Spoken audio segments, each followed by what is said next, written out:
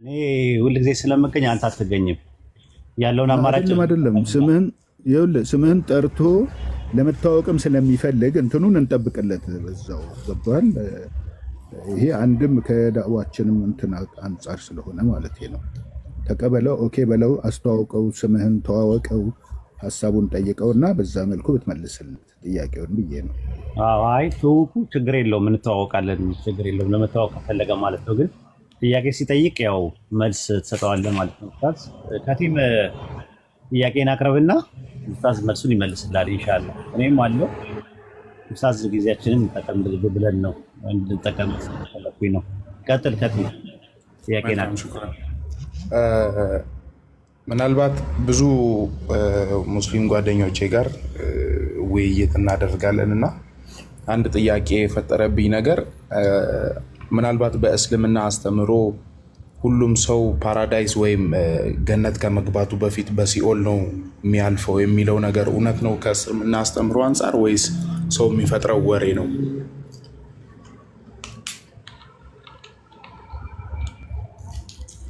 እሺ ይሄን የሚለውን ቨርስ ብትጠቅሰው ቁርአናዊ መረጃ ነው ወይስ የሰዎች አባባል ነው ሆኖ ያገኘኸው? እንዴት ነው? እስኪ ከመረጃው አንፃር ብንሄድ ጥሩ ነው። አይ ብዙ እንደዛ የሚሉ ክርስቲያን ወንድሞች ስላሉ ነው እና ምናልባት ጥቅሱን እና እንትኑን ቦታውን ላላገኝ ይችላል ላላውቅ ይችላለሁ። ነገር ግን እንደዛ የሚል ነገር አለ ወይ በእስልምና? ቦታውን ሰጥተው እንዴት ነው? ቁርአናዊ መረጃ ነው የሰዎች አባባል ነው? ከየት አገኘኸው አንተ? ምን ሲሉህ ነው የሰማኸው? ይሄንን ስትጠይቅ እኮ ቁርአን ላይ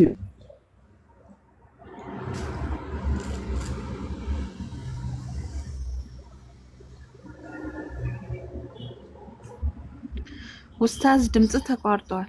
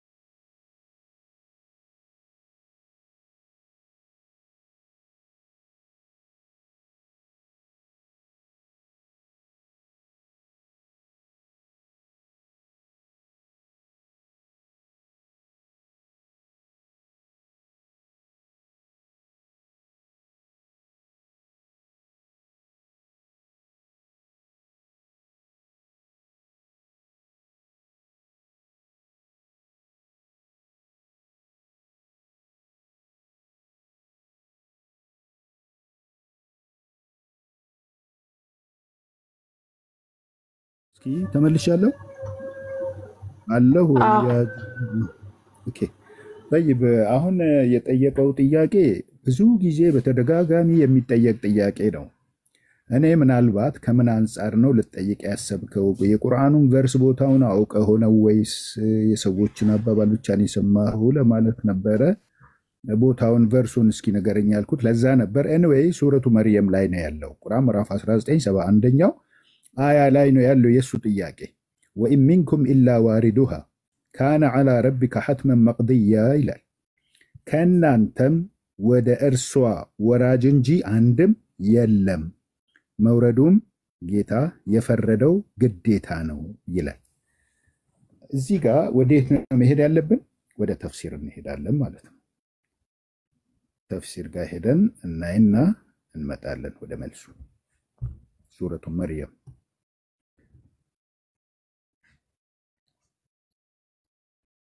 ሱረቱ መርየም 71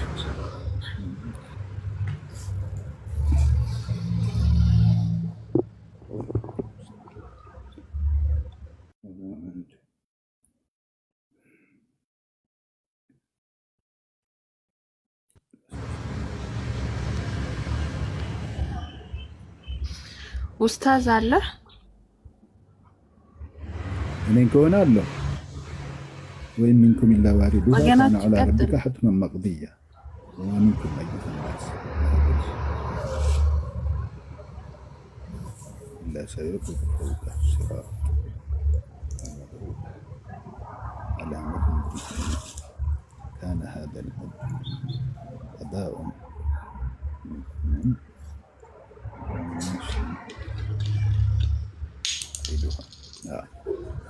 እሺ ወደ ሲራጥን የተመለከተ ነው። ሲራጥን ማንም ሳይሻገር ጀነት መግባት አይችልም።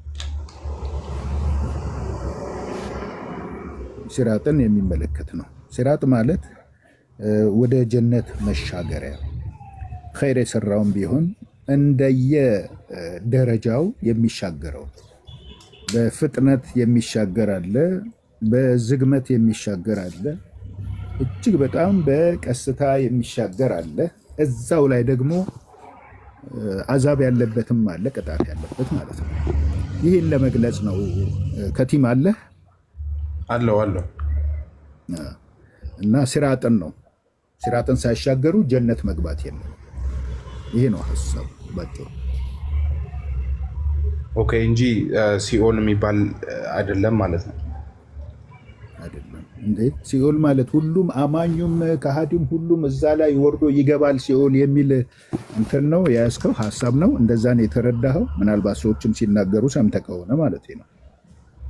ሲኦል ነው በሚል አይደለም። ሲራጥን ነው የሚያመላክተው። ይሄ ሲራጥ ማለት እንደ ድልድይ ነው። እጅግ በጣም የቀጠነ አስፈሪ የሆነ መሻገሪያ ነው። አማኞችን በበርቅ ማለት ምንድን ነው? ይሄ የመብረቅ ፍጥነት አለ አይደል? በሱ ፍጥነት የሚሻገሩ አሉ። እንደዛው በቃ ደረጃውን ጠብቆ የሚሻገሩ አሉ ነው። እንደ ኃጢአታቸው ብዛትና ከሃዲያን ደግሞ ጭራሽ የማይሻገሩበት የሆነ አይነት እንትን ነው። ራሱ ቅጣትም አለው። ከታቹ ከሷ ላይ የሚወድቅ ከታች ምን ይጠብቀዋል? ይሄ ሁሉ የሲራጥን አስፈሪነት የሚያመላክት ነው። ምሳሌው በምድር ላይ አስፈሪ ድልድዮችን አይተ ከሆነ በዛ ምሳሌ መውሰድ ትችላለህ ማለት ነው። ለመረዳት ያህል ብቻ ቁርአኑ ይህን ምሳሌ አምጥቷል ማለት አይደለም። ስለዚህ ሲራጥን ነው እንጂ ሲኦልን አይደለም፣ ወይም ገሃነምን አይደለም የሚያመላክተው። ይሄ መልካም። ሌላ አንድ ጥያቄ አለኝ፣ ምናልባት ከተፈቀደ። እሺ ይፈቀዳል፣ ችግር የለም። ግን አንተ ኦርቶዶክስ ነህ ፕሮቴስታንት ነህ? በፕሮቴስታንት ማህበረሰብ ውስጥ ነው ያደግኩት። ቤተሰቤም ፕሮቴስታንት ነው። ነገር ግን ብዙ እኔ ፓርቲሲፔት አላደርግም። ባይብል ግን ታውቃለህ? አነባለሁ። እና ኦርቶዶክስ አይደለህም? ኦርቶዶክስ አይደለሁም። ምናልባት ኡስታዝ ሂድ የሚያውቀው ከሆነ አንድ ሙዓዝ የሚባል ጓደኛ አለኝ። የኡስታዝ ዋሂድ የቅርብ ወዳጅ ይመስለኛል እንደሚነግረኝ ከሆነ እና ብዙ ስለ መጽሐፍ ቅዱስም ስለ እስልምናም እንዳውቅ የሚረዳኝ ኡስታዝ ማን ይቅርታ ሙዓዝ የሚባል ልጅ ነው። ኦኬ የመጨረሻ አንድ ጥያቄ፣ በክርስትናም ይመስለኛል በእስልምናም በክርስትና ክርስቶስ የእግዚአብሔር ቃል ነው ወይም ኢየሱስ የእግዚአብሔር ቃል ነው የሚል አስተምሮ አለ። በቁርአኑም ደግሞ እርግጠኛ ባልሆንም የአላህ ቃል ይለዋል ኢሳን። እና በእናንተ በኩል ያለው የአላህ ቃል መባሉ ምንን ነው የሚገልጸው? እንዴት ነው የሚፈታው የአላህ ቃል መባሉ ኢሳ የሚል ጥያቄ መጨረሻ አለ። ጥሩ ጥያቄ ነው። መጀመሪያ ግን አንተን አንድ ነገር ላስፈቀደ ፈቃዱ ምን መሰለህ? ባይብሊካል መረጃዎችን አጣቅሰህ ባይብል ውስጥ ያለውን የኢየሱስ ክርስቶስን ቃል የመሆን ያለመሆንን ጉዳይ ታብራራልናለህ አንተ፣ ወይስ እኔው ራሴ ከቁርአኑ ጋር አነጻጽሬ መልስ ልመልስ? የቻልኩትን ያህል ብናገር ምናልባት ከእናንተ በላይ የመጽሐፍ ቅዱስ እውቀት ያለኝ አይመስለኝም። ችግር የለም። የምታውቀውን ያህል ነው። ማንም ቢሆን እውቀት የለውም፣ ከፈጣሪ የተሰጠውን ብቻ ነው። እኛም ብንሆን እውቀታችን ይህን ያህል ሆኖ አይደለም። ባወቅናት እውነት ነው። ከኔ የተሻለ ታነባላችሁ ብዬ ነው። ችግር የለም። አንተም የምታውቀውን ያህል ብቻ አካፍለን እኛ እንሰማለን። ምናልባት ብዙ ጊዜ ስለ ቃል ሲነሳ ዮሐንስ ምዕራፍ 1 ላይ ያለው ቃል ነው የሚነሳው። በመጀመሪያም ቃል ነበረ የሚለው ማለት ነው። ምናልባት ይሄ አሁን እኔ ድሮ ስማር ቃል የሚለው ኖርማል ይሄ ንግግር ሳይሆን የእግዚአብሔር የማድረግ ችሎታ ወይም የመፈጸም ኃይል የሚልን ትምህርት ነው የተማርኩት እና ምናልባት በእናንተ በኩልስ ያለው ቃል የሚለው እንዴት ነው የሚተረጎመው?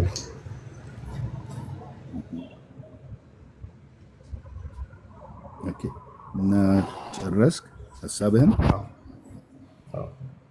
እሺ ከቁርአናዊ መረጃ ምዕራፍ 3 ሱረቱ አሊ ዒምራንን ልጀምርልህ። እሱ ቁርአን ምዕራፍ 3 ሱረቱ አሊ ዒምራን ይባላል። በነገራችን ላይ ከስሙ ስያሜ ልነሳልህና የስሙ ስያሜ ራሱ የዒምራን ቤተሰቦች ምዕራፍ በመባል ነው የሚታወቀው። ይሄ ምዕራፍ ዒምራን ማን ነው ከተባለ የመርየም ወይም የማርያም የአባቷ ስም ነው። አላህ ዘንድ ጻድቅ ሰው ነው። እናቲቱም ከጻድቆቹ ናት። ራሷ መርየምም ከጻድቆቹ ነች። የወለደችው ልጇም ዒሳም ከጻድቆቹ ነው ማለት ነው። በጥቅሉ ይህንን ቤተሰብ አላህ በሌላ ምዕራፍ ላይ ምን አለው? ኢነላህ አስጠፋ አደመ ወኑሐን ወአለ ኢብራሂም ወአለ ዒምራን አለል ዓለሚን ብሎ ይህን ቤተሰብ እጅግ በጣም ከፍተኛ ደረጃ እንዳለው በቁርአን አስተምሮናል ማለት ነው። እና በዛ መልኩ ሱረቱ አሊ ዒምራን ውስጥ ከምዕራፍ 3 ቁጥር 45 የሚጀምረውን እቀጥላለሁ። إذ قالت الملائكة يا مريم إن الله يبشرك بكلمة منه اسمه المسيح عيسى بن مريم وجيها في الدنيا والآخرة ومن المقربين ويكلم الناس في المهد وكهلا ومن الصالحين إلى يقتل على اسكا 59ኛው መልእክት ድረስ ማለት ነው። ከ45 እስከ 59ኛው ግን ከዛ በስተፊት አንድ የምናየው እውነታ አለ። በተለይ የዮሐንስ መጥምቁን ጉዳይ ጅምር ያደርግና ነው ወደዚህ የሚመጣው። መልአክ መጥቶ መርየምን ምን አላት ይላል? መርየም ሆይ አላህ ከሱ በሆነ ቃል ነው እንደሚያበስራት የሚነግረው። ከሱ በሆነ ቃል ነው የሚለው።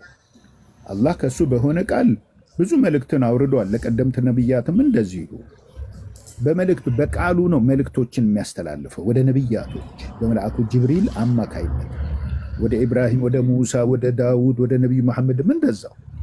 በዛው መሰረት ልክ እንደዛው ጅብሪልን ነው መልእክተኛ አድርጎት መልእክቱን ቃሉ አደረገና ላከው። ያ መልእክት ምን የሚል ነበረ?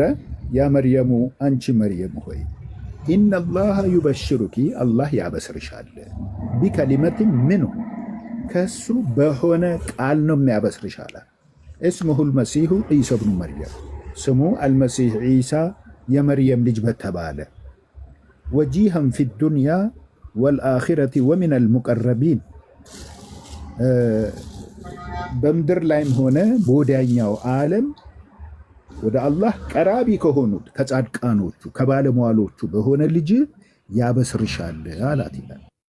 ከዛ ሄዶ ደግሞ ምን ይላቸዋል ለሰዎቹ? إذ قالت الملائكة يا مريم إن الله يبشرك بكلمة منه اسمه المسيح عيسى بن مريم وجيها في الدنيا والآخرة ومن المقربين ويكلم الناس في المهد وكهلا ومن الصالحين ይህ የምትወልጂው ልጅ ሕፃንም ሆኖ ትልቅ ሰውም በሆነ ጊዜ ሰዎችን ያናግራል አላት ይላል። እዚህ ጋር ትልቅ ተአምር ነው የሚነግረን ቁርአኑ። ስለማን? ስለ ነብዩ ዒሳ ወይም ኢየሱስ ክርስቶስ ማለት ነው። የመጀመሪያ ተአምሩ ቁርአን ውስጥ ሲገለጽ በሕፃንነቱ ተናግሮ እናቲቱን ከወንጀለኝነት ማጽዳት ነበር። ይህ ደግሞ የተዘረዘረው የቱ ጋር ነው? ቁርአን ምዕራፍ 19 በእናቲቱ ስም በተሰየመው ሱረቱ መርየም የሚል አለ። የማርያም ምዕራፍ የሚል ከቁጥር 16 ጀምሮ ይዘረዝረዋል። እዛ ላይ በወለደችው ጊዜ እነዛ አይሁዳውያን መጥተው ምን አሏት ይላል? ያ መርየሙ ለቀድ ጂእቲ ሸይአን ፈሪያ በእርግጥ ከባድ ነገር ሰራሽ፣ ከባድ ነገር አመጣሽ አሏት። ለምን? ባል እንዳላገባች ስለሚያውቁ ዘሞትሽ ለማለት ነው። ማ ካነ አቡኪ ምራአ ሰውኢን ወማ ካነት ኡሙኪ በግያ እናትሽም ንጹህ ሰው ነበረች፣ ዝሙተኛ አልነበረችም፣ አባትሽም ጨዋ ነው። ስለዚህ አንቺ ይህን ልጅ ከየት አመጣሽ ዘሙተሽ ቢሆን እንጂ ለማለት። በዚህ ጊዜ ፈአሻረት ኢለይሂ ወልዳው ስለነበረ ሕፃኑን ልጅ ወደሱ አመለከተች ይላል። ኢሻራ ምልክት ነው። ፈአሻረት ኢለይሂ አመለከተቻቸው ወደ ሕፃኑ። ገባቸውና አባባሏ ምን አሉ? ቃሉ ከይፈ ኑከሊሙ መን ካነ ፊል መህዲ ሰብያ እንዴት ነው እሱ ይሄን ጨቅላ ሕፃን ልጅ የምናናግረው አሉ። ሱብሃንአላህ። ይህን ጊዜ ነበር አላህ ሕፃኑን ልጅ ያናገረው ይላል ቁርአን ላይ። ይህንን ጥቅስ ወይም ይህን መሰል መልእክት በብሉይም ይሁን በሐዲስ ኪዳን መጽሐፍ በ81 አሐዱም ይሁን በ73 ካቶሊክ በ66 ፕሮቴስታንት መጽሐፍ በአበው መጽሐፍትም ጭምር አይገኝም። እንደዚህ አይነት ተአምር ለኢየሱስ ክርስቶስ ተሰጥቶታል የሚል ማለት ነው። ቁርአን ግን ነቢዩ መሐመድ ዓለይሂ ሰላቱ ወሰላም እንዲህ አይነቱ ተአምር ለሱ የተደረገ ነው ብለው ለዓለም ሕዝብ እያስተማሩ ይገኛሉ ማለት ነው በሌሉበት። እናም ሕፃኑ ልጅ ከእቅፏ ላይ ቀና አለና ምን አለ ይላል? ቃለ ኢኒ አብዱላህ እኔ የአላህ ባሪያ ነኝ አላቸው ይላል። አታኒ አልኪታበ መጽሐፍን ሰጥቶኛል፣ ወጀዐለኒ ነቢያ ነቢይም አድርጎኛል፣ ወጀዐለኒ ሙባረከን አይነማ ኩንቱ ወአውሳኒ ብሰላቲ ወዘካቲ ማ ዱምቱ ሐያ ወበረን ቢዋሊደቲ ወለም የጅዐልኒ ጀባርን ሸቅያ ይላል። ላሳጥረውና ጠር ባለመልኩ እኔ የአላህ ባሪያ ነኝ፣ መጽሐፍን ሰጥቶኛል፣ ነቢይም አድርጎኛል አለ ይላል። ብሩክም አድርጎኛል፣ የትም ቦታ ብሆን በስግደትም ሆነ በዘካ ወይም ደግሞ በሰደቃ በምጽዋት አዞኛል አለ ይላል። ይህ ኢየሱስ ክርስቶስ የተቀባ የሆነ የጌታ ባለሟል መልእክተኛ፣ መልእክተኝነቱም ደግሞ ለእስራኤላውያን መሆኑን የሚገልጽ ነው። ወደ ምዕራፍ 3 እንመለስ እስኪ ብስራቱ ጋር። እዚህ ጋር አሁን ፍጻሜው ላይ ነው፣ በአንድ በሆነ ምክንያት ነው እዚህ የመጣ ነው። እዛው እንመለስና ሱረቱ አሊ ኢምራን ከ45 ጀምሮ ያለውን ወዩከሊሙ ናሰ ፊል ማህዲ ሕፃን ሆኖ እዛ ቦታ ላይ መናገሩን ቀድሞ በምዕራፍ 3 ላይ ተነግሯታል። ትልቅም ሰው ሆኖ በሕፃንነቱም ሰዎችን ያናግራል በተባለው መሰረት እዛ ጋር ተናግሮ ምላሽ ሰጥቷቸው እናቲቱን ከመዝለፍ አዳናት ማለት ነው። እንግዲህ እነዛ በጣም ሙጅሪሞች ናቸው ሰዎቹ። እሷን ዝሙተኛ አድርገው እሱን ደግሞ ዲቃላ ነው ብለው እስካሁንም ድረስ ይህ ነው አቋማቸው። ውስኖቹ አላህ ሂዳያ የሰጣቸውና ያመኑት ሲቀሩ ማለት ነው። ይህን ጊዜ እሷ ምን አለች? ቃለት ረቢ አና የኩኑ ሊ ወለዱን ወለም የምሰስኒ በሸሩን ቃለ ከዛሊከ ላሁ የኽሉቁ ማ የሻእ ኢዛ ቀዳ አምረን ፈኢነማ የቁሉ ለሁ ኩን ፈየኩን። ይህንም ብስራት በነገራት ጊዜ ጅብሪል ምን አለች ይላል? ልትናገር ፈልገህ ነው? ልልቀቅልህ? ልጨርሳት እችን ብቻ። ቃለት ረቢ አና የኩኑ ሊ ወለዱን ወለም የምሰስኒ በሸር። እንዴ ወንድ ልጅ ሳይነካኝ ተራክቦ ሳላደርግ እንዴት ነው እሱ ልጅ የሚኖረኝ ብላ ጠየቀች፣ ወደ መልአኩ ማለት ነው። ቃለ ከዛሊከ ላሁ የኽሉቁ ማ የሻእ፣ አላህ እንደዚሁ ያሻውን ይፈጥራል አላት። አረጋገጠላት ማለት ነው። ኢዛ ቀዳ አምረን ፈኢነማ የቁሉ ለሁ ኩን ፈየኩን፣ ነገርን በሻ ጊዜ ሊፈጥርም ይሁን ሊያደርግ ሊወስን የፈለገውን ነገር ሊያደርግ በሻ ጊዜ አላህ ሁን የሚለው ይሆናል ብሎ አረጋግጦ ነገራት ማለት ነው። ሲቀጥል ወዩዐሊሙሁ ልኪታበ ወልሕክመተ ወተውራተ ወልኢንጂል፣ ይህ የሚወለደው ልጅ ተውራትን ኢንጂልን ጥበብንም ያስተምረዋል አላት ይላል። ወረሱለን ኢላ በኒ እስራኤል 49ኛው አንቀጽ ላይ ወደ እስራኤል ልጆችም መልእክተኛ ያደረገዋል፣ ግዳጁንም ጭምር ነገራት። የወደፊት ግዳጁን የሚወጣው ግዳጅ ምንድን ነው? እሱ የኢሳ ወይም የኢየሱስ ክርስቶስ ግዳጅ ምንድን ነው? የመልእክተኝነት ግዳጅ ነው። እንግዲህ በተፈቀደልኝ መሰረት ወደ ዮሐንስ ወንጌል 17:3 ሊሄድ ነው። እውነተኛ አምላክ የሆንክ አንተን የላከውንም ክርስቶስ ኢየሱስን ያውቁ ዘንድ ይቺ የዘላለም ሕይወት ናት የሚል ቨርስ እናገኛለን። እዛ ቦታ ላይ ማን ነው ተባለ? መልእክተኛ ነው የተባለው። እውነተኛው አምላክ ማን ነው? ፈጣሪ።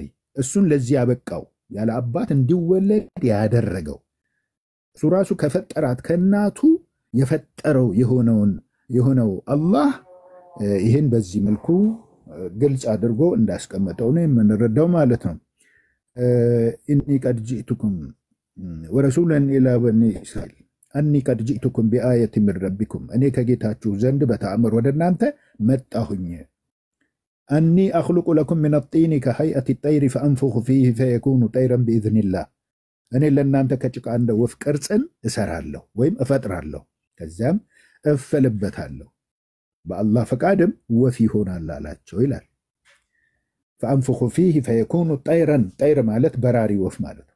ቢኢዝኒላህ በአላህ ፈቃድ ወፍ ይሆናል። ይሄ የተደረገው ለምንድን ነው? ለህዝቦቹ ተአምርን አሳይቷቸው አላህ ይህን ተአምር በሰራው በዒሳ እንዲያምኑ እንዲከተሉት፣ ጣዖትን ከማምለክ አንድን ፈጣሪ እንዲያመልኩ እሱን እንዲታዘዙና እንዲከተሉት ብቻና ብቻ ነው። እሱ አምላክ ሊባልበት ግን አይደለም። ከዛም በስተፊት ቀደምት ነቢያቶች ዘንድ በርካታ ተአምራቶች ተሰርተዋል። ብዙ ተአምር። ምሳሌ ነቢዩ ኢብራሂምን እሳት ላይ ወርውረውታል ጣዖታውያን።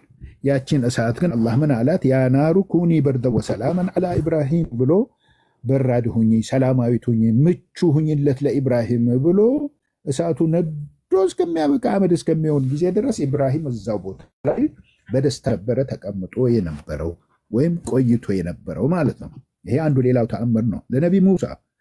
ለሙሳ ዓለይሂ ሰላም እንደዚሁ ባህርን በበትሩ ከፍሎ እሱና ሰራዊቱ ተከታትለው እንዲያልፉ አደረገ። ይህ ባህር ማለት እጅግ በጣም ግዙፍ ባህር ነው። ተከታዩን ፈርዖንን ከነሰራዊቱ ጠቅልሎ ባህር ውስጥ ከጨመረው በኋላ እንዳደባየው። ይህ ተአምር ለሙሳ የተደረገው ከአላህ ዘንድ ነው። ለነቢዩ መሐመድም እቅተረበት ሰዓቱ ወንሸቀል ቀመር፣ ቅያማ ደረሰ፣ የዓለም ፍጻሜ ተቃረበ፣ ጨረቃይቱም ተገመሰች የሚል ተአምር በቁርአን ውስጥ ሱረቱል ቀመር የሚባል ምዕራፍ አለ። እዛ ላይ ተገልጿል። በተገለጸው መሰረት መካ ላይ ጨረቃ ለሁለት ተገምሳለች። ለነቢዩ መሐመድ ተአምር ማለት ነው። አቡ ቁበይስና ቃየቃን የሚባሉ ሁለት ጉብታዎች ላይ እንድታርፍ ተደርጓል። ጣዖታውያኑ በጠየቁት መሰረት አንተ ትክክለኛ እውነተኛ ነብይ ከሆንክ እቺን ጨረቃ እስኪ ለሁለት ገምሳ አሳየን። ነብዩ ሳሊህ የሚባል ቀደምት ከነበሩ ነብያቶች ውስጥ ነበረ። ህዝቦቹ ግመልን ከዚህ ተራራ ስር ካላወጣህልን አናምንልህም፣ አንከተልህም፣ የምትለንንም አንሰማም ብለውት ነበርና አላህ ደግሞ ካሉት ቦታ ከተራራው ስር የጠየቁትን አይነት ግመል ከነጾታዋ ከነከለሯ ባሉት መሰረት ግመልን አውጥቶላቸዋል። ናቀቱላህ የምትባለው ግመል ያቺ እሷ ናት። የሳሊህ ቀውሞች በጠየቁት መሰረት ማለት ነው። ስለዚህ ከነቢዩ ዒሳም ቀደም ብሎ ለበርካታ ነቢያቶች ተአምራቶች ተደርገዋል። ህዝቦቻቸው አምነው እንዲመለሱ፣ ቅኖች እንዲሆኑ፣ ከክህደት እንዲመለሱ እንጂ ማንኛውም ነቢይ በአምላክነት በጌትነት ሊቀባበት አይደለም። የተቀባም የለም በጭራሽ። ስለዚህ በአጭሩ እዚሁ ላይ ልቋጨውና ነቢዩ ዒሳ ወይም ኢየሱስ ክርስቶስ ቃል ሳይሆን በቃል ነው የተፈጠረው። ሁን በሚል ትእዛዝ ቃል ማለት ነው እንጂ እሱ ራሱ ቃል ግን አይደለም። ትንቢተ ኢሳይያስ ምዕራፍ 53 ላይ ስንሄድ ምንድነው? ቃሌን ወደ ምድር ልኬ ያዘዝኩት ሳይፈጸም ወደ እኔ አይመለስም የሚል ቨርስ አለ። ቃል ማለት ይሄ ነው። አንድ ትንቢተ ሕዝቅኤል ደግሞ እንደዚሁ ብዙ ምዕራፎች ላይ መግቢያ ላይ እንዲህ አይነት ተመሳሳይ ነገር አለ። ምሳሌ ምዕራፍ 23 ትንቢተ ሕዝቅኤል ከቁጥር 1 ጀምሮ እያነበብን ስንሄድ የእግዚአብሔር ቃልም ወደ እኔ እንዲህ ሲል መጣ ይላል። ያ ማለት ኢየሱስ ክርስቶስ መጣ ማለት አይደለም። እግዚአብሔር የላከው የትእዛዝ ቃሉ ሁን የሚል ቃሉን ነው የሚያሳየው። ሙሴም እንደዚሁ እግዚአብሔር እንዲህ ሲል ተናገረኝ ይላል። በምኑ ነው የተናገረው? በቃሉ ነው። ሰዎች አመጡና እዚህ ጋር ቃልም ስጋ ሆነ አሉና ኢየሱስ ክርስቶስ ያደርጉታል። ቃል እኮ ባህሪ ነው፣ ስጋዊ አካል አይደለም። ይህንም መለየት ያስፈልጋል ማለት ነው። በአጭሩ ይህን ይመስላል። ከቲም ካለ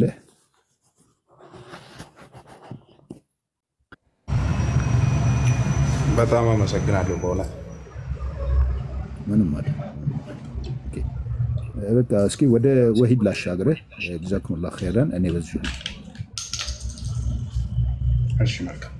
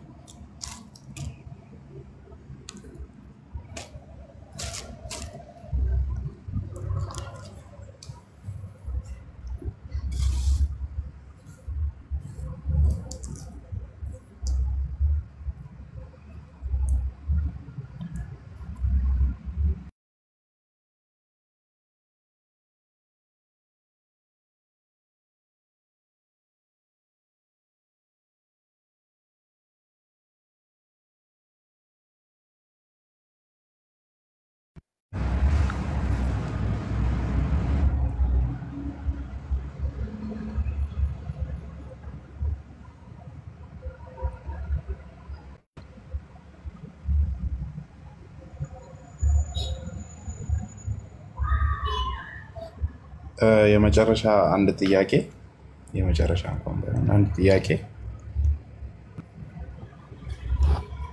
ኦኬ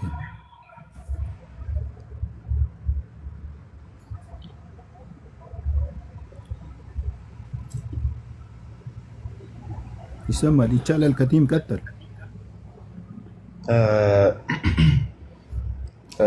በኢየሱስ ክርስቶስ ለአይሁዶች ወይም በእስራኤል ላሉ ልጆች እንደተላከ ምናልባት እስልምናውም እንደዛ የሚያስረዳ ይመስለኛል እና ስሙ ኢሳ ነው ወይስ ምናልባት ኢሳ የሚባል ስም በአይሁዶች ሰምቼ ስለማላውቅ ኢሳ ነው ወይስ ማን ነው? ሁለተኛ ደግሞ የሚናገረውስ ቃል በአረብኛ ነበረ ወይስ እንዴት ነበር? ኢንጂሉ ሲወረደው በአረብኛ ነው ወይስ በአይሁዶች በሂብሩ ነው የሚለውን ለማወቅ ፈልጌያለሁ። እሺ ለዚህ ቁርአን ጠቅለል ያለ የሚሰጠው ምላሽ አለ። ወማ ኑርሲሉል ሙርሰሊና ኢላ ቢሊሳኒ ቀውሚሂ የሚል ማናቸውንም ነቢያቶችን አላክንም በቋንቋቸው ህዝቦቻቸውን የሚያስተምሩ ቢሆኑ እንጂ ይላል። ለምሳሌ ነብዩ ዒሳ በዕብራይስጥ እንዳስተማሩ በህዝባቸው ቋንቋ፣ ነብዩ መሐመድ ደግሞ ኢና አንዘልናሁ ቁርአንን አረብያን ለዓለኩም ተዕቂሉን በተባለው መሰረት ቁርአንን አረብኛ ሲሆን አወረድኩት ታስተነትኑና ልብ ትሉ ዘንድ ባለው መሰረት በአረብኛ ነው እንዳስተማሩ የሚነገረው። ሌሎችም ነብያት እንደዚሁ ህዝቦቻቸው በሚናገሩት ቋንቋ ነው የተላኩት ማለት ነው። ኢንጂል ደግሞ የሚለው በቁርአን ሲገለጽ ወዩዓሊሙሁ الكتاب والحكمة والتوراة والإنجيل ይላል። ኢሳ አለይሂ ሰላም ምን ተብሏል? ተውራትንና ኢንጂልን እንዲሁም ደግሞ ምንድነው ያስተምራል የሚለው ጥበብንም ጨምሮ ያስተምራል። ለማን? ለኢሳ። ማንም ያስተምረው? አላህ ነው የሚያስተምረው። ኦኬ ተውራቱና ኢንጂሉ ለኢሳ ነው የወረደው ወይስ ተውራት ለሙሳ ነው የወረደው? አይደለም። ወዩዓሊሙሁ الكتاب والحكمة والتوراة والإنجيل ማለት ኢሳ ተወልዶ ወደ ህዝቦቹ በመልእክተኝነት በሚላክበት ጊዜ ኢንጂልን ለራሱ በመጻፍነት በእምነት መጻፍነት ሰጥቶታል ነው። ተውራትንም ያስተምረዋል ነው። ጥበብንም ያስተምረዋል ነው የሚለው ለሱ የተገባለት ቃል ነው ወይም ወደፊት የሚያደርገው ድርጊት መሆኑን ነው የሚገልጽልን እንጂ ተውራት በመጻፍነት ለሙሳ ነው የተሰጠው። ተውራትንም ኢንጂልንም ግን ለኢሳ አሳውቆታል አስተምሮታል ይላል። ወዩዓሊሙሁ ያስተምረዋል ያሳውቀዋል ማለት ነው። አልኪታበ መጽሐፍን፣ ወልሂክመተ ጥበብን፣ ወተውራተ ተውራትን ኦሪት የሚባለውን ይመስለኛል አሁን በስሙ ግን የአሁን የዘመን ኦሪት አይደለም። ወልኢንጂል ኢንጂልንም ጭምር ያስተምረዋል ይላል። ወረሱለን ኢላ በኒ እስራኤል ወደ እስራኤል ልጆችን መልእክተኛ ያደርገዋል ይላል። ቁርአን ምዕራፍ 3 ሱረቱ አሊ ኢምራን ቁጥር 49 ላይ ነው ይሄ የሚገኘው እና በዛ መልኩ ኢሳ መጽሐፍን ያስተማረው በህዝቦቹ ቋንቋ መሰረት የመጽሐፉ ስም ደግሞ ኢንጂል እንደሆነ ነው። አሁን በዘመናችን ያለው ወንጌል የሚባለው ለሱ የተሰጠው ኢንጂል ነው የሚል ጥያቄም ከተነሳ ከወዲሁ አያይዤ ልንገርህና እሱ አይደለም። እንዴት? በበቂ ማስረጃ ነው እንዳልሆነ የምንናገረው። ወንጌሉ ዮሐንስም ይሁን ማቴዎስ፣ ማርቆስም ይሁን ሉቃስ ክርስቶስ ካረገ በኋላ እንደተጻፈ የ1972 አምሃሪክ ባይብል ዲክሽነሪ ግልጽ አድርጎ ይናገራል። ከታሪክም አንጻር ያው እንዳይደለ ነው የሚነገረው። ክርስቶስ በነበረ ጊዜ ግን ያስተማረው ምን ተብሏል? አሁን የእግዚአብሔርን መንግስት ወንጌልን እሰብክ ዘንድ ይገባኛል ብሏል ኢየሱስ ከተባለ እሱ በነበረበት ሰዓት የእግዚአብሔርን መንግስት ወንጌልን ሰብኳል። እሱ ካረገ በኋላ ደግሞ እነዚህ ወንጌላውያን አራቱ ለዛውም ያልተማሩበት ማርቆስና ሉቃስ ማቴዎስና ዮሐንስን እንኳን ብናይ ማቴዎስ ከክርስቶስ እርገት 60 ዓመት በኋላ እንደጻፈው ነው የሚነገረው። ዮሐንስሳ ከ90 ዓመት በኋላ እንደጻፈው ነው የሚነገረው። ፐርፐዙ ለምንድን ነው? የዮሐንስ ደግሞ አጻጻፉ ከወንጌሎች የቀሩ አንዳንድ ነገሮችን ለማሟላት ብሎ እንደጻፈው ይነገርለታል። ማን? ዮሐንስ መጥምቁ ሳይሆን ወንጌላዊ ዮሐንስ። እና ይሄ መጽሐፉን የፈጣሪ አያሰኘውም የምንለው ከእንደነዚህ አይነት ምክንያቶችም በመነሳት ነው። ቋንቋን አስመልክቶ ግን ከሆነ ቁርአን በአረብኛ ነው። እንጂል ደግሞ በሂብሪው በኢሳ መነጋገሪያ ቋንቋ እንግዲህ ዕብራይስጥም ይሁን ሌላም ቋንቋ ቢኖረው በዛው በሚናገር ህዝቦቹ በሚግባቡበትና በሚነጋገሩበት ቋንቋ ነው የተወረደው። ነገር ግን ትርጉምን አስመልክቶ ደግሞ ወደ ተለያዩ ቋንቋዎች ተተርጉሟል። አሁን በአረብኛ አለ እንጂል ማለት ወንጌል በአረብኛ አለ፣ ሐዲስ ኪዳን አለ፣ ብሉይ ኪዳን አለ። እያንዳንዱ ላይ ደግሞ የፈጣሪ ማለት የእግዚአብሔርን ስም ማን ብሎ ነው የሚጠቅሰው? አላህ ነው የሚለው። አላህ ይላል። ዘፍጥረትን ምዕራፉን ገና መግቢያው ላይ ስታይ እግዚአብሔርም ሰማይና ምድርን በ6 ቀናቶች ፈጠረ። በ7 ቀናት ነው? አዎ በ6 ቀናቶች ውስጥ ፈጠረ የሚለውን እዛ ላይ አላህ ሰማይና ምድርን በ6 ቀናት እንደፈጠረ ብሎ ያስረዳል። አላህ ተብሎ በአረብኛ ተጽፏል። ዛሬ ላይ ምናልባት አንዳንድ ክርስቲያን ወገኖች ሊደነግጡ ይችላሉ። እንዴት አላህ? እኛ እንዲህ አይነት መጽሐፍ የለንም። ኢሞሽናል የሚናገሩ ሰዎች አሉ። ይህ ግን የቋንቋ ጉዳይ ነው። በእንግሊዝኛም ተተርጉመዋል። በእንግሊዝኛ ማለት ባለበት መልኩ ብሏል። በሌሎችም ቋንቋዎች እንደዛው፣ በሀገራችንም በተለያዩ ቋንቋዎች እንደዛው። በአንዳንድ ኦሮምኛን አይቻለሁ። አሁን እኔ ባይብል በኦሮምኛ በትግርኛም እንደዛው አይቻለሁ። በአማርኛም አለ። እንደየ ሀገሩ እንደ ልማዱ ነው ስም የሚጠራው። በኦሮምኛ ለምሳሌ ዋቃ ነው የሚለው። በጉራጌኛው ካየን ጉይታ ነው የሚለው። በትግርኛው ጎይታይ በሚል ነው ባይብሉም ሲተረጎም በዛው መሰረት። ቁርአን ግን በማንኛውም ቋንቋ ይተርጎም የፈጣሪን ስም ባለው በተወረደው መልኩ ነው ሰይሞ የሚያስቀምጠው። አላህ ነው የሚለው። በቃ አላህ ብሎ ነው የሚያስቀምጠው። ልዩነቱና የፈጣሪ ቃል የመሆንና ያለመሆኑም ልዩነት በዚሁ ይታወቃል ማለት ነው። መልሼ ከሆነ አረጋግጠልኝ። የቀረብ ነገር ካለ ንገረኝ።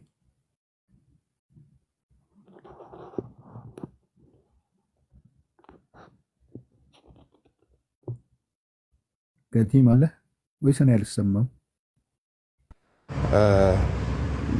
የቋንቋው ጉዳይ በትክክል በአረብኛ አላህ እንደሚል አውቃለሁ። ምናልባት የአረብ ክርስቲያኖችም አላህ ብለው እንደሚጠቀሙ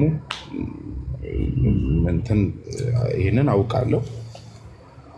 ከዛ ውጭ ባለው ምናልባት ዱዓ በሚደረግ ሰዓት ወይም ሶላት በምታደርጉ ሰዓት በአረብኛ ነው እና ብዙ ጊዜ ጸሎትም በአማርኛው ጸሎት የምታደርጉት ምናልባት የገነት ወይም የጀነት ቋንቋ ነው ወይ አረብኛ? እንደዛ አይነት ነገር ስለሰማሁ ነው። ይሄን ማስረጃ የለኝም። ነገር ግን የጀነት ቋንቋ ነው ወይ አረብኛ? እስልምናው እንደዛ ነው የሚያስተምረው ወይስ? እሺ ምድር ላይ የአረቦች ነው መነጋገሪያነቱ፣ ለአረቦች ብቻ ነው ስልህ ሌላው አያወራም ማለት አይደለም። የነሱ ቋንቋ ነው፣ ግን የዓለም ህዝብ ቁርአንን በአረብኛ እንዲረዳው ተደርጎ ተወርዷል ይላል ቁርአን ላይ ራሱ። ኢና ጀዐልናሁ ቁርአናን አረብያን ለዓለኩም ተዕቂሉን፣ ኢና አንዘልናሁ ቁርአናን አረብያን ለዓለኩም ተዕቂሉን ቢሊሳኒን አረብይም ሙቢን። ተመሳሳይ የሆኑ መልእክቶች አሉ። ቁርአኑ በአረብኛ ስለመወረዱ አላህ ራሱ በአረብኛ አድርጎ እንዳወረደው ቋንቋውንም እንደጠበቀው ነው የሚነግረን ማለት ነው። በአረብኛ ወርዶ ግን በሌላ ቋንቋ ተተርጉሞ የፈጣሪ ቃል በዚህ ስም ነው መባል አይቻልም። ለምሳሌ እንደ አማርኛው እንደ ግዕዙ የፈጣሪ ስም ማን ነው? ክርስቶስ ማን ብሎ ነው ፈጣሪን ጠርቶ ያስተማረው ቢባል እግዚአብሔር ነው የሚል የለም ባይብል ውስጥ። እግዚአብሔር ነው የሚል ማለት ኢየሱስ በዚህ መልኩ አስተምሯል በሚል በመጀመሪያ በነበረው በቋንቋው መሰረት ባለው ላይ የለም። በትርጉም ላይ ነው እግዚአብሔር የሚል ያለው። ቅድም ተናግሬ ያለው በተለያዩ ቋንቋዎች እንደተተረጎመ እንደየቋንቋዎች ነው የተተረጎመ ያልኩ ከዚህ አንፃር ነው ማለት ነው። ሌላው ቁርአን በአረብኛ ተወርዷል። እሺ ግጭት አለው ወይስ የለውም የሚለውንም ያካትታል። ለማን ተወረደ? ለነብዩ መሐመድ ብቻ። ኢቭን ለሐዋርያቶቻቸው ለአንዳቸውም የተወረደ ነገር የለም። ይህን በዚሁ እናረጋግጣለን። እሰማለሁ ግን ያ ጀማ በትክክል ይሰማል። ስለዚህ ይሄ ነው መልሱ ባጭሩ። ያልጠቀስኩልህ ካለ አስታውሰኝ። ሶሪ አቴንሽን ትንሽ እየሰረቀኝ ነው።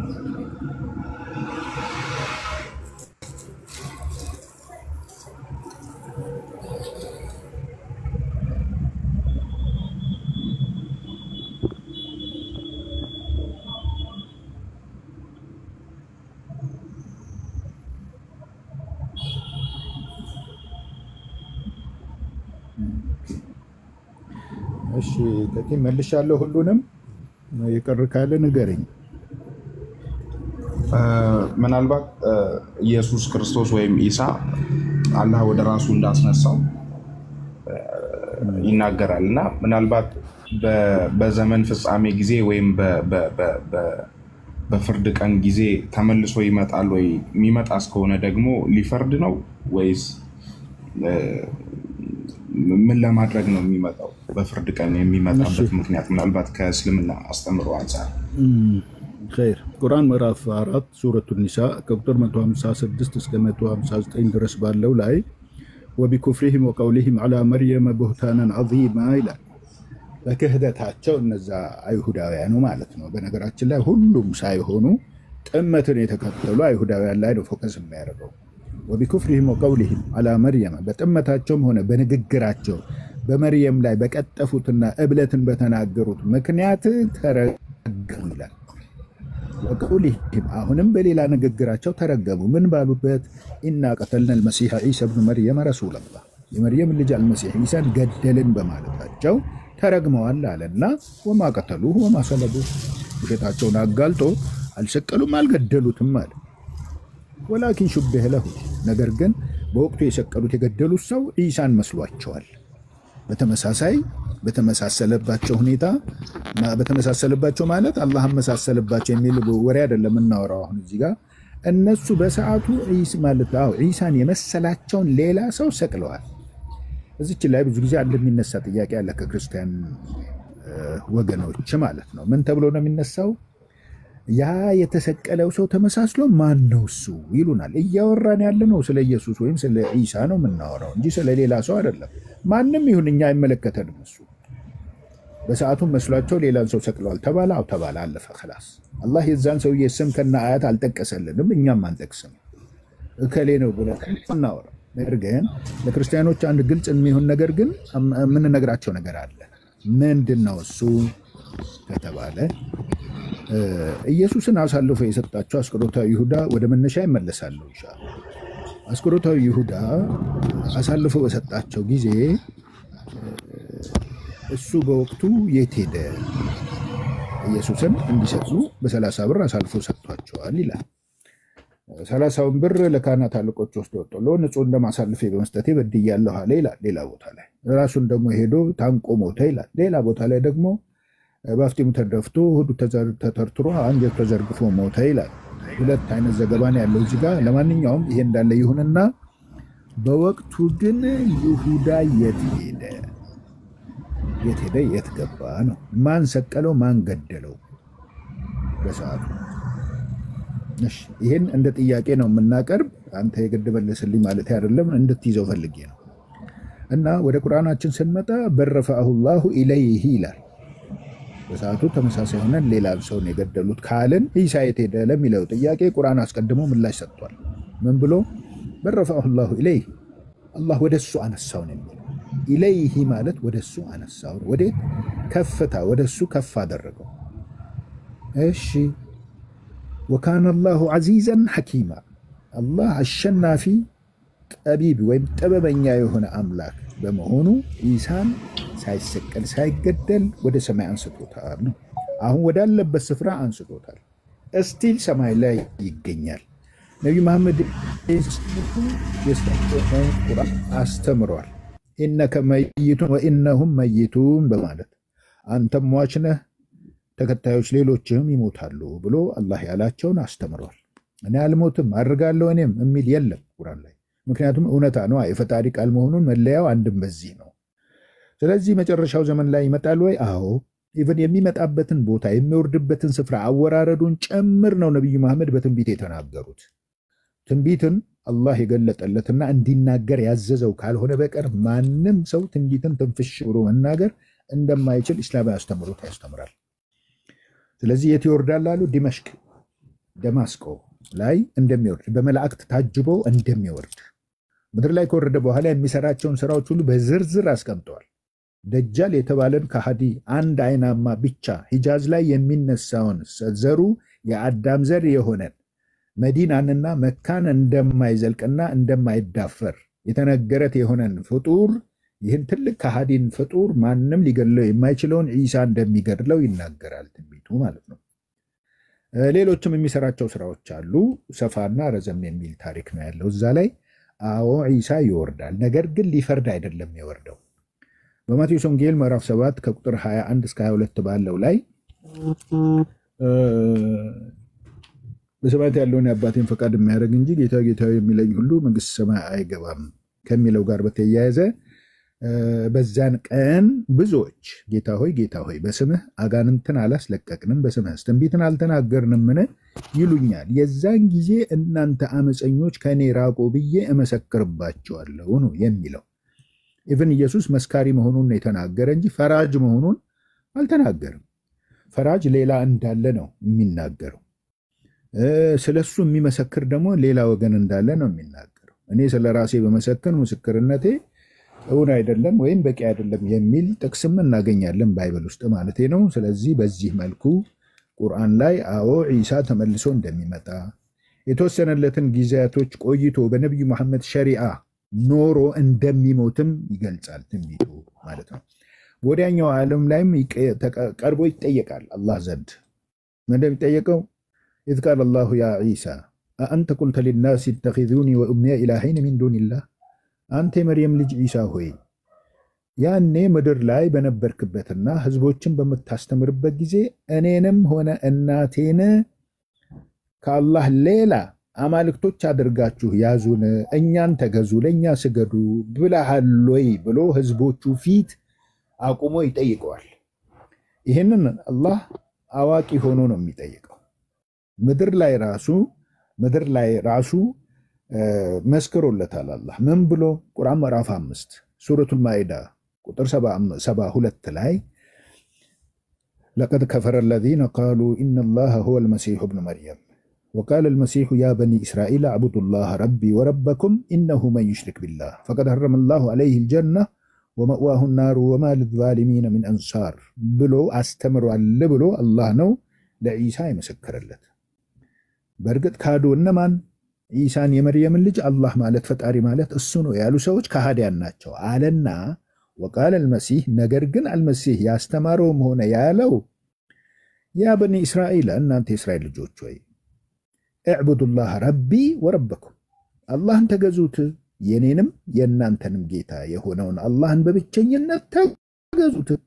ኢነሁ መን ዩሽሪክ ቢላህ፣ በአላህ ላይ ግን ያጋራ ሰው ባላንጣን ሌላን አጋር የያዘ ሰው ፈቀድ ሐረመ አላሁ ዐለይሂ አልጀና፣ ከሱ ላይ ጀነት መንግሥተ ሰማይ መግባት እርሙ ናት ብሎ እንዳስተማረ ቁርአን ይናገራል። ስለዚህ በዛን ዕለት የሚጠይቀው ለምንድን ነው ከተባለ ህዝቦቹ ላይ ሁጃ ለማስቀመጥ ነው ይባላል። ምስክር እንዲሆንባቸው ያስመሰክርባቸዋል በህዝቦቹ ላይ።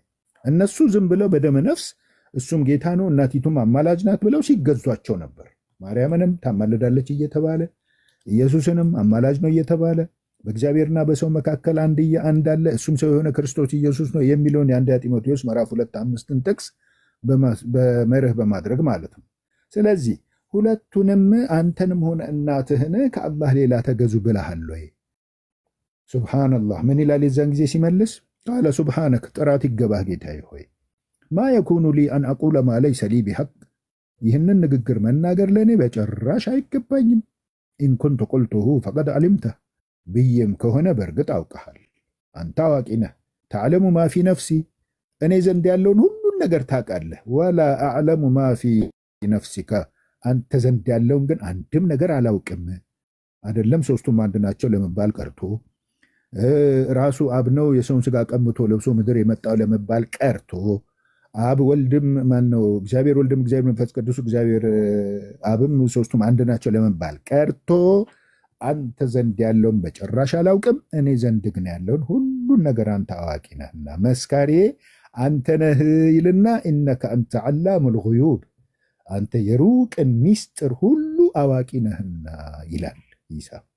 በዚህ ጊዜ እውነተኞችን እውነታቸው መንግሥተ ሰማይ እውነተኞችን እውነታቸው የሚያዋጣበት ቀን መቼ ነው? የውመል ቂያማ ነው። ስለዚህ ጀነትን ይገባሉ ይላል ኢሳ። ጀነት ከሚገቡት ውስጥ መሆኑም እዚሁ ላይ የተረጋገጠለት ነው። በመጨረሻ ግን አንድ የምጨምረው ነገር ነቢዩ ኢሳ ወይም ኢየሱስ ክርስቶስ ከሱ በኋላ ስለሚመጡት ስለ ነብዩ መሐመድ መምጣት ትንቢት መናገሩን በቁርአን ምዕራፍ 61 ቁጥር 6 ላይ እናገኛለን። በዚሁ አጠቃልላለሁ።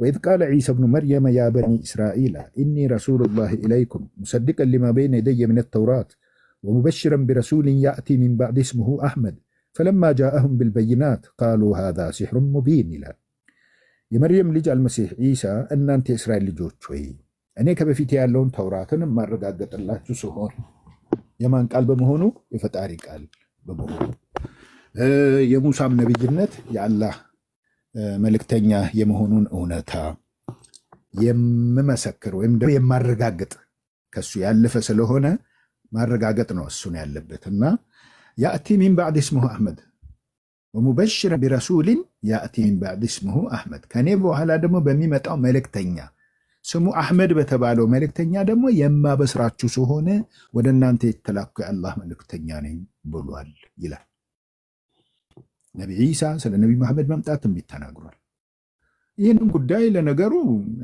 እኛ እንደ መረጃ እንጠቀምበትም እንጂ ይህን መሳይ የሆነን ጥቅስ እናገኛለን። ምን ላይ? ዮሐንስ ወንጌል ላይ። ምናልባት ካላበዛሁባችሁና ትንሽ ያላሰለቻችሁ ከሆነ ልጠቅሰው እችላለሁ፣ ግን እዚሁ ላይ ላቁመው። ምናልባት ዮሐንስ ወንጌል ምዕራፍ 16 ከቁጥር 6 ጀምሮ ብናየው እኔ ብሄድ ይሻላችኋል፣ እኔ ባልሄድ አጽናኝ ወደ እናንተ አይመጣምና ብሎ ኢየሱስ ተናግሯል የሚል ጥቅስ እናገኛለን። ያ ማን ነው እሱ የሚመጣው ባል አጽናኙ መንፈስ ቅዱስ ነው የሚል። እንግዲህ የዚህ የአጽናኙ መንፈስ ቅዱስ መልእክቱ አጽናኝ መንፈስ ቅዱስ ከሆነ ቁርአኑ መልእክተኛ ደግሞ ሊኖረው ይገባልና መልእክተኛው ማን ነው? ነብዩ መሐመድ። እሱም መጥቶ ስለ ፍርድ፣ ስለ ጽድቅ፣ ስለ ኃጢአት ዓለምን ይወቅሳል ይላል። ስለ ፍርድ፣ ስለ ጽድቅ፣ ስለ ኃጢአት ዓለምን ስለመውቀሱ ደግሞ ቁርአን ምዕራፍ 33 ቁጥር 45 ሱረቱል አሕዛብ ላይ እንዲህ የሚል ቃል እናገኛለን። ለማነጻጸር ያህል ብዬ ነው። ምን ይላል? ያ አዩሃ ነብዩ ኢና አርሰልናከ ሻሂደን ወሙበሽረን ወነዚራ ወዳዒየን ኢለላሂ ቢኢዝኒሂ ወሲራጀን ሙኒራ የሚል ትርጉሙ ምንድን ነው? አንተ መልእክተኛ ሆይ ማንን? ነብዩ መሐመድን ማለት ነው ሰለላሁ ዐለይሂ ወሰለም። ኢና አርሰልናከ እኛ መልእክተኛ አድርገን ላክነህ ይላል። ኧረ እነማን ናቸው እንዳትለ ከቲም አላህ ሱብሓነሁ ወተዓላ በተዓዚመ ነፍስ ብዙ ቦታዎች ላይ ይገልጻል ቁርአን። ተዓዚመ ነፍስ ማለት ራሱን የሚያልቅበት የሚያሞካሽበት ኩራቱ የሚገለጥበት የሆነ አገላለጽ ነው ኢና የሚለው እንጂ ቁጥር የለውም። አላህ ቁርአን ምዕራፍ 112 ሱረቱል ኢኽላስ ላይ ቁል ሁወላሁ አሐድ የሚል ስላለ ቁርአን ምዕራፍ 2 ሱረቱል በቀራ ላይም ወኢላሁኩም ኢላሁን ዋሂድ አምላካችሁ አንድ አምላክ ብቻ ነው የሚል ስላለ እዚህ ላይ የመኩራሪያ የሆነን ገለጻ ነው የሚያስቀምጠው እና ኢና ብሎ ነው እዛ ላይ የሚገልጸውና ኢና አርሰልናካ እኛ ላክነህ ሻሂደን መስካሪ ስትሆን በማን ላይ ነው የሚመሰክረው? ወደ ሐዲስ ኪዳኑ ትንቢት እንመጣለን። ምን የሚል? ስለ ጽድቅ፣ ስለ ፍርድ፣ ስለ ኃጢአት ይላል አይደል? ምስክርነት ለማን ነው መሆን ያለበት? ከዚህ ከሶስቱ ነጥቦች ውስጥ ሻሂደን ይላል መስካሪ ማለት በማን ላይ? ስለ ፍርድ፣ በፍርድ ቀን መስካሪ ነው። ስለ ፍርድ ከሚለው ጋር ነው የሚዛመደው ይሄ። ወሙበሽረን አብሳሪ ይላል ቁርአኑ ላይ። እሺ ሐዲስ ኪዳኑ ላይ ስንመጣ ከሶስቱ ነጥቦች ምኑ ጋር ነው የሚስማማው? ስለ ጽድቅ ከሚለው ጋር ይስማማል። ጽድቅን ለሚሰሩ ሰዎች ይህ መልእክተኛ አብሳሪ ነው።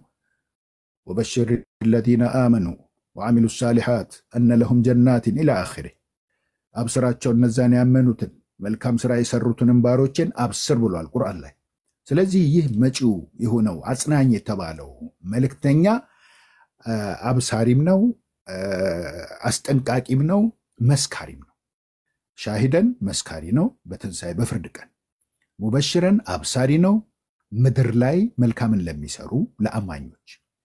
ነዚረን አስጠንቃቂ ነው ስለ ኃጢአት ያስጠነቅቃል። ፈአንዘርቱኩም ናረን ተለዛ ይላል ቁርአን ላይ። እጅግ በጣም አቃጣይ በሆነችው የገሃነም እሳት ነው እማስፈራራችሁ ይላል።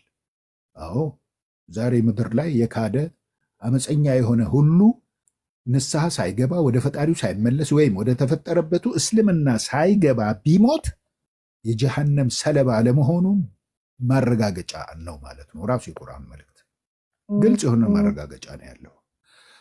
ስለዚህ ይህን ይመስላል። እችንም እንደ ተጨማሪ ነው ያደረኩብህ። ሶሪ ስላስረዘምኩት። ይህን ይመስላል። አላሁ አለም።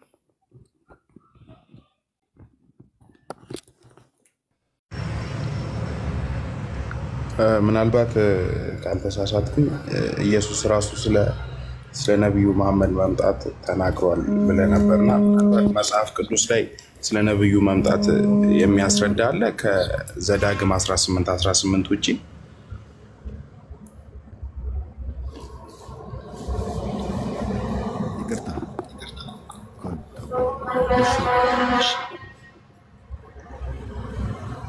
ከቲም ቀጥል እንደገና ምናልባት ኢየሱስ ሲናገር ስለ ነቢዩ መምጣት ተናግሯል በዮሐንስ ወንጌል ላይ ብለሃል እና ምናልባት እሱ የሚለው ስለ አጽናኝ ወይም ስለ መንፈስ ቅዱስ ነው። ምናልባት ደግሞ ሌላ ምዕራፍ ላይ ደግሞ ዘዳግም ላይ ሲናገር ዘዳግም ምዕራፍ 18 ላይ ከወንድሞች መካከል እንዳንተ ያለ ነቢይ አስነሳለሁ ይላል እግዚአብሔር ለሙሴ። ያንን ሙስሊሞች ለነቢዩ መሐመድ ነው ሪፈር የሚያደርገው ብላችሁ ስታወሩ ሰማለሁኝና ምናልባት ያ ጥቅስ ከሙሴ በኋላ ስለተነሳው ስለ ኢያሱ የእስራኤልን ሕዝብ ወደ ከነዓን ስላስገባው ስለሱ አይደለም ወይ የሚያወራው? እንዴት ከነቢዩ መሐመድ ጋር ሊያያዝ ይችላል የሚል ጥያቄ አለ። እሺ ጥሩ፣ ይሄም ጥሩ ጥያቄ ነው። ከወዲሁ ደግሞ አንድም ነገር ደግሞ አስታወስከኝ ከወዲሁ ማለት ነው። ጥሩ ነው። ይሄ መማማር የሚባለው ነገር በጣም ደስ ይላል። በዘዌ ጥሩ የሆነ እንትን ነው እዚህ መጣው።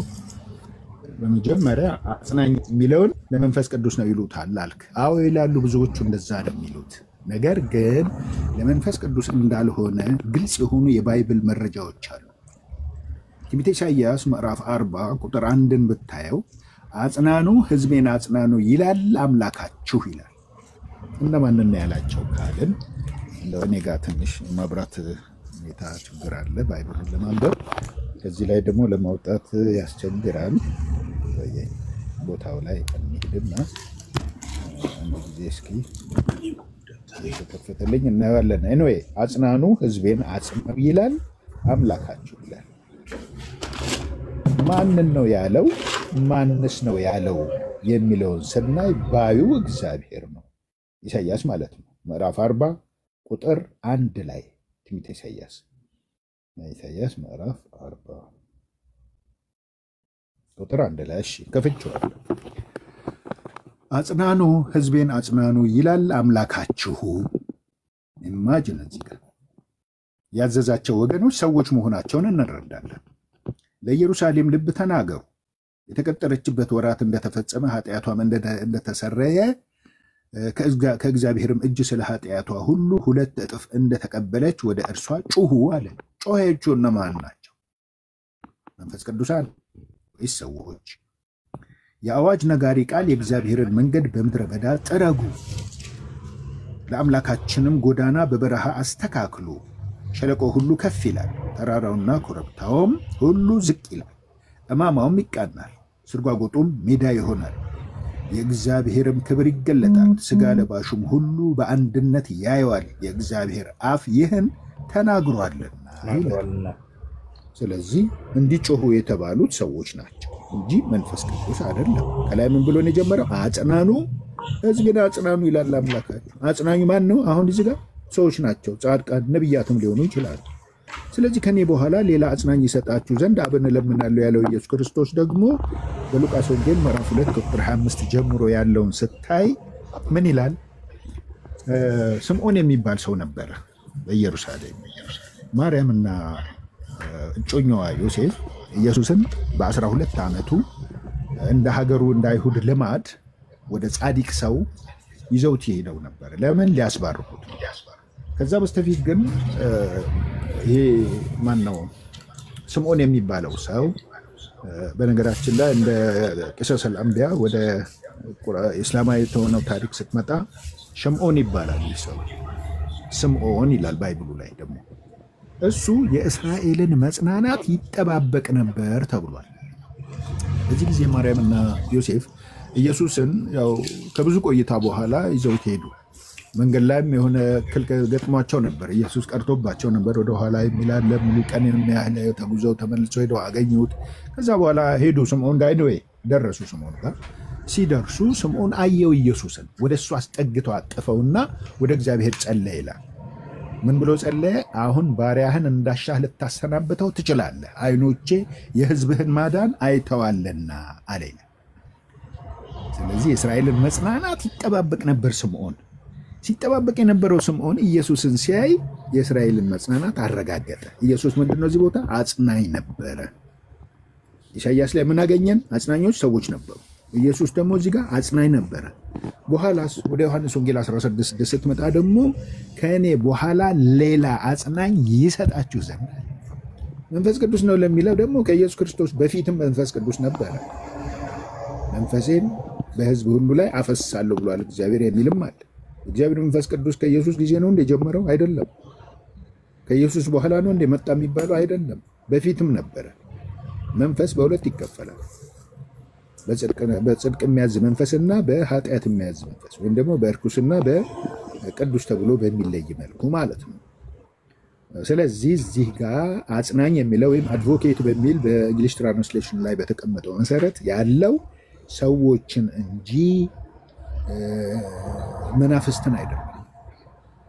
ወደ መናፍስትም ሊያስጠጉ ከፈለጉ ሰዎች ቁርአኑ በመንፈሳዊ አወራረድ ነው ወደ ነቢዩ መሐመድ የመጣው። ያ ቁርአን ሙሉ ለሙሉ ህዝብን ማጽናኛ፣ ህዝብን መገሰጫ፣ ህዝብን ማብሰሪያ ነው። እሱንም ከወሰድን በዚህ መንገድ ሊያስኬደን ይችላል። ስለዚህ ይህን ይመስላል ባጭሩ። ያሳጠረልን ወደ ሶሪ ቆይ ዘዳግም ሊሄድልህ አንድ አፍታ ይቅርታ፣ በትክክል ካስረዘምኩት ይቅርታ። ዘዳግም ምዕራፍ 18 ላይ ነው ያለው። ከቁጥር 19 ጀምሮ ነው አቀድም ያልከው ቨርስ ያለው። ምንድነው የሚለው እዛ ላይ?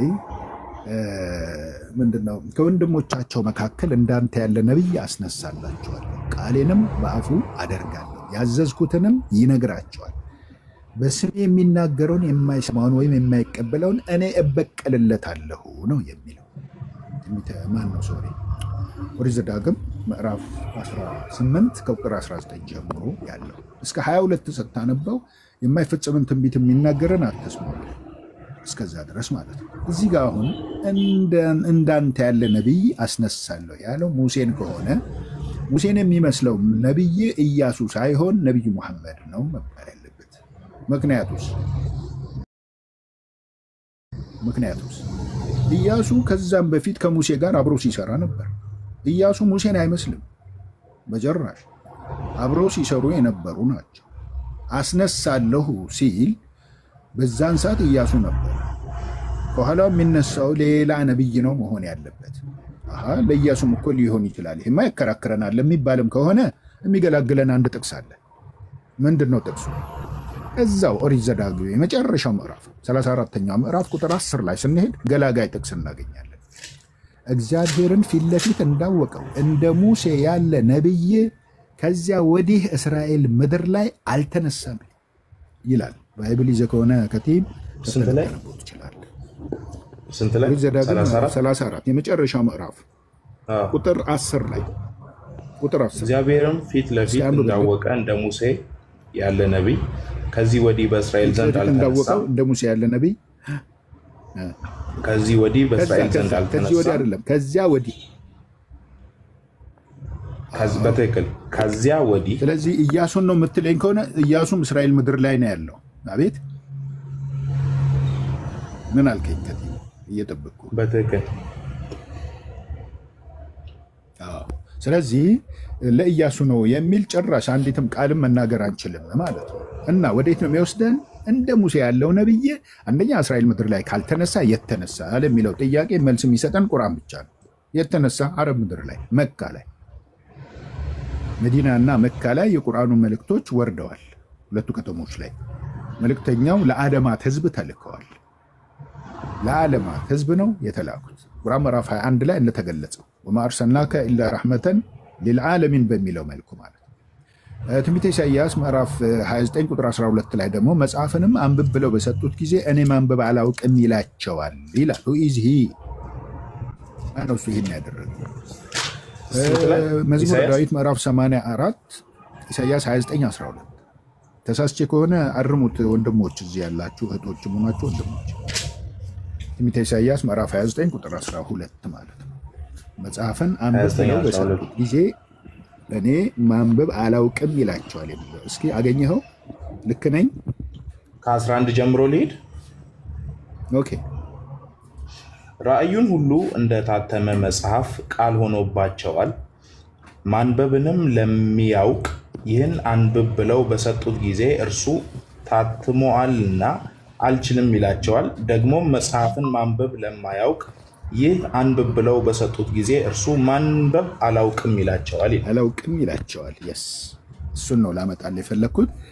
እና በዚህ በእንደነኛ አይነት ጥቅሶች መሰረት የግድ ሙሐመድ ተብሎ ስላልተጻፈ የሚልን አመለካከት ይይዙና አመላካች የሆነውን ትንቢት እንኳን ብዙዎች አይቀበሉም። በአንድ በኩል ባይብሉ የእግዚአብሔር ቃል ነው፣ የፈጣሪ ቃል ነው ይላሉ። ቁርአኑ ላይም ስለ ኢየሱስ ክርስቶስ ማንነትና ደረጃ ይገልጻል። ስለ ነብይ መሐመድም ነብይነት እንጂ አምላክ እንዳልሆኑም ይገልጻል። እኛ በሁለቱም ነብያቶች ያመንነን። ክርስቲያኑ ህዝብ ወይ ክርስቲያኑ ወገን ደግሞ የነብይ መሐመድን ነብይነት ያውቃል ውስኑ። በተለይ አይሁዶች በደንብ ያውቃሉ። መቀበል ላይ ግን ፈቃደኝነት ነው የሚፈልገው። እኛ ደግሞ አላህ ምን አለን? ወማ ዐለይከ ኢለል በላግ፣ ያለብህ ማድረስ ብቻ ነው፣ ሌላውን ጉዳይ ለኔ ተወው ይላል አላህ። የቀደሙ ትምህርት ማለት ኦሪት ዘዳግም 18 ከ19 ጀምሮ ያለው ያልኩ እዛ ላይ አንድ መላት ነገር አለች። ምን ምንድነው? ከወንድሞቻቸው መካከል እንዳንተ ያለ ነብይ አስነሳላቸዋለሁ ያለው የያዕቆብ ልጆች ስንት ናቸው? ከቲም 12 አለቆች ናቸው አይደለም?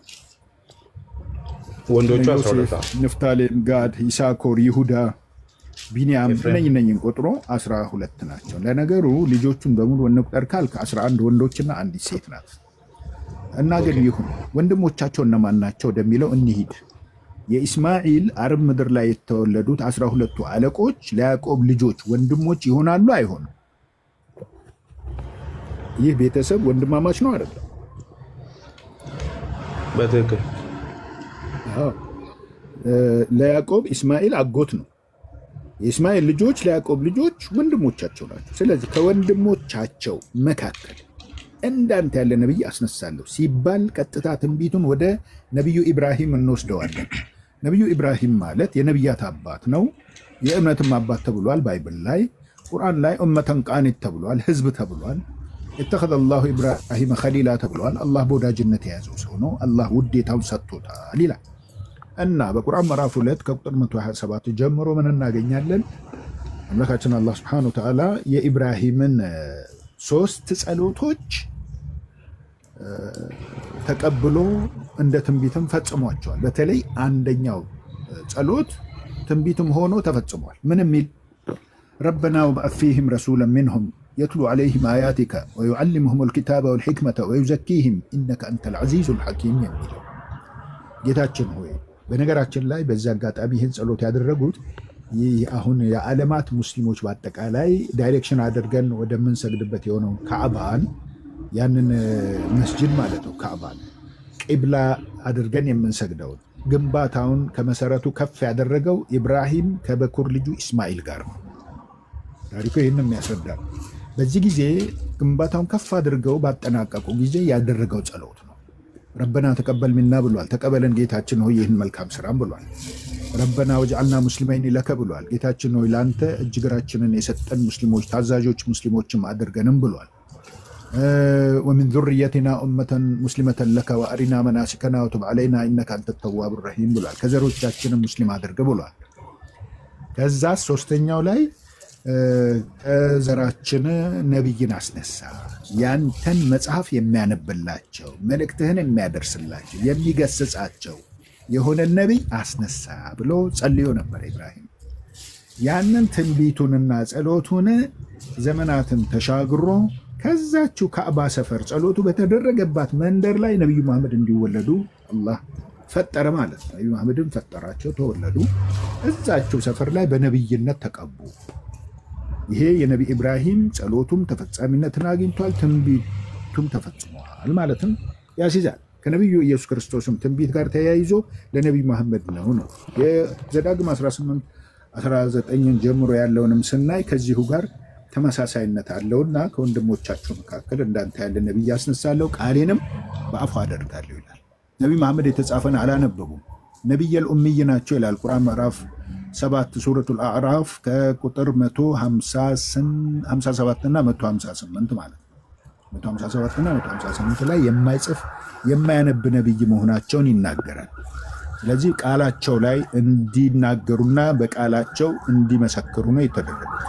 ያ ሁሉ የቁርአን ምዕራፍ ወቅትን ጠብቆ ተከፋፍሎ የተወረደው በነቢዩ መሐመድ አንደበት ላይና በልባቸው ላይ እንዲያርፍ ነው የተደረገው።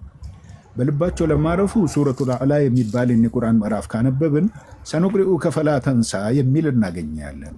ቁርአኑን አስነብብሃለሁ እንዳትረሳውም አደርጋለሁ አላቸው። አላህ አትረሳውም አላቸው። ይኸውና በ23 ዓመታት ውስጥ ተጀምሮ እስከሚያበቃ ድረስ የተጀመረውን አንቀጽ ከጨርሱ አንቀጽ ጋር አገናኝተው ያነቡ ነበር፣ እንዳይረሱት ሴፍ ስለተደረገ። ሌሎቹ ተከታዮቻቸው ሰሃቦቹ ከሳቸው በሰሙት መልክ ይጽፉም ነበረ፣ ያነቡትም ነበር፣ በሳቸው እያስረገጡ ማለት ነው። ነብዩ መሐመድ አረጋግጠውላቸው የተጻፈው እና የማይጽፍና የማይነብ ነብይ መሆናቸው በዚህ ተገልጿል። ቃሌን በአፉ አደርጋለሁ የሚል ያዘዝኩትንም ሁሉ ይነግራቸዋል ይላል። ፋስዳዕ ቢማ ቱእመር ወአዕሪድ አኒል ሙሽሪኪን ይላል ቁርአኑ ላይ። ያዘዝኩትንም ይነግራቸዋል፣ ቃሌን የማይቀበለውን እኔ በቀልለታለሁ የሚለውን እዛ ቁርአን ላይ እናገኘዋለን ማለት ነው። በታዘዝከው መሰረት ግልጹን ንገራቸው፣ እንቢተኞችን እኔ ነኝ የምበቀል ይላል ቁርአን ላይ። ባይብሉ ላይ ያለውን እዛ ላይ ተፈጽሞ ታገኘዋለህ። እዚህ ላይ የተራራቀ ነገር አይደለም የምናየው። አንዳንድ አመላካች የሆኑ ጥቅሶች ባይብል ውስጥ አይጠፉም አሉ ብዙ ቦታ ላይ። እኛ እንደ መረጃ አንጠቀማቸውም፣ ምክንያቱም ቁርአን በቂያችን ስለሆነ። ነገር ግን መረዳት ለሚፈልጉ እንዳንተ አይነት ላሉ ወገኖች ግን የምንገልጸው ነገር ነውና በዚህ መልኩ ይሄን ይመስላል ማለት ነው።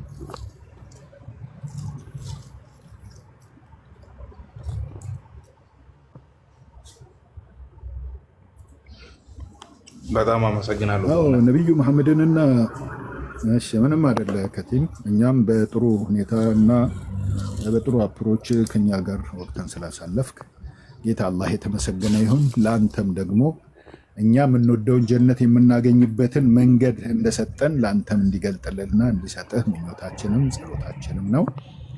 የሙሳና የነብዩ መሐመድ ተመሳሳይነት በሚለው ላይ እዚህ ጋር እንደሆነ ኮመንት አይቼ ነው። እሱን አልጠቀስኩትም። ቀደም ብዙ ያልተጠቀሱ ነገሮች አሉ። በዚህ አጋጣሚ ምናልባት ካላሰለቸሁ ትንሽ ነገር ለማለት ብዬ ነው። ያ ምንድነው? ሙሳ ከእናት ከአባቱ ነው የተወለደ። ነብዩ መሐመድም ከእናት ከአባት ተወልደዋል። ይመሳሰላል። እንደ ሙሳ ያለ ነብይ መሐመድ፣ እንደ ነብዩ መሐመድ ያለ ነብይ ሙሳ ማለት ይቻላል።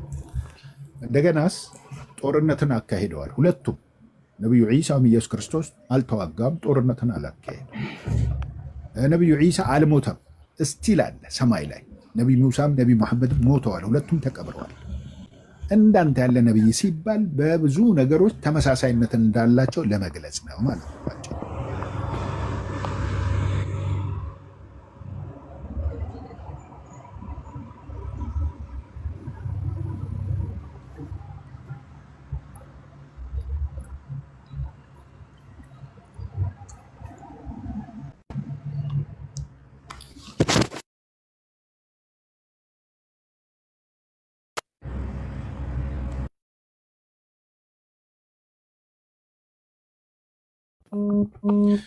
ከቲም ምናልባት ፈቃደኛ ከሆንክና ካለህም ግንዛቤ አንጻር እንድትመልስልኝ አንድ ጥያቄ ልጠይቅህ ከባይብል አንዲት።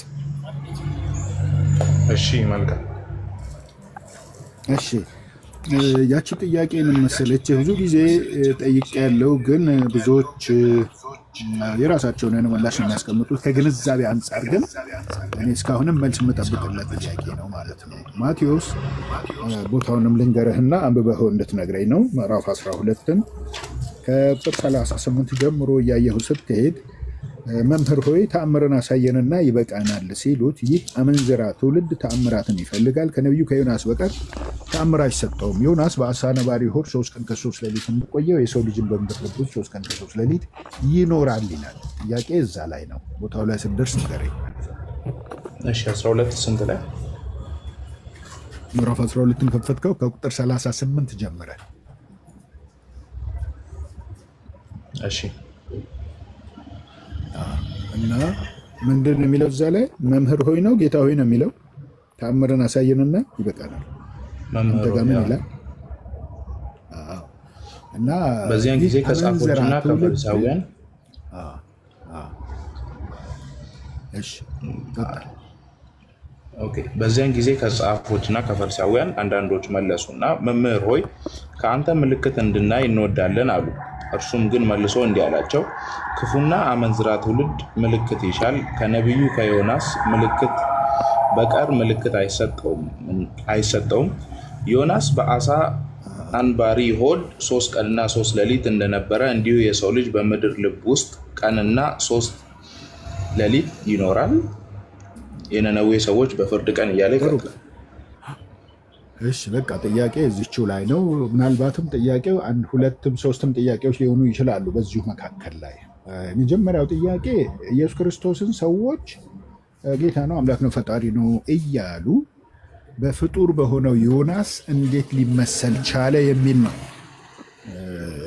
ዮናስ በአሳ ነባሪ ሆድ 3 ቀን ከ3 ሌሊት እንደቆየው ካለ ራሱን በዛ መስሏል። እንመሳሰል ዘንድ ከማን ጋር ታስተያዩኛላችሁ የሚለው ለኢየሱስ ክርስቶስ አይሰራም ወይ ከሚለው ጋር በተያያዘ ማለት ነው። አንድ በላይ። ሁለተኛው ዮናስ በአሳ ነባሪ ሆድ 3 ቀን ከ3 ሌሊት እንደቆየው ሲባል አልሞተም ማለት ነው። ነፍሱ ከስጋው አልተለየም ማለት ነው።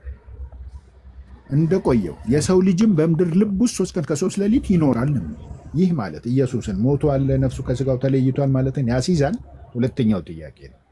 ሶስተኛው ጥያቄ ደግሞ 3 ቀንና 3 ሌሊት ኢየሱስን ይዘው ወደ መቃብር የወሰደው ባለጸጋው ዮሴፍ ነው። እንደሚታወቀው በነጭ ጨርቅ ከፈነውና ለራሱ ከአለት በተዋቀረ መቃብሩ ላይ ወስዶ የቀበረው አርብ ምሽት ነው። 3 ቀን ከ3 ሌሊትን የምንቆጥረው ደግሞ አርብ ምሽት ላይ ከተቀበረ ምድር ልብ ውስጥ ነው 3 ቀን ከ3 ሌሊት ይኖራል ያለውና አርብን ቀኑን እንጨርሳለን አይቆጠርም። ምሽቱን ከቆጠርን በማግስቱ ቅዳሜ 1 ለእሁድ አጥቢያ 1 ምሽት 2 ምሽትና 1 ቀን ነው እዚህ ላይ የሚያሳየው።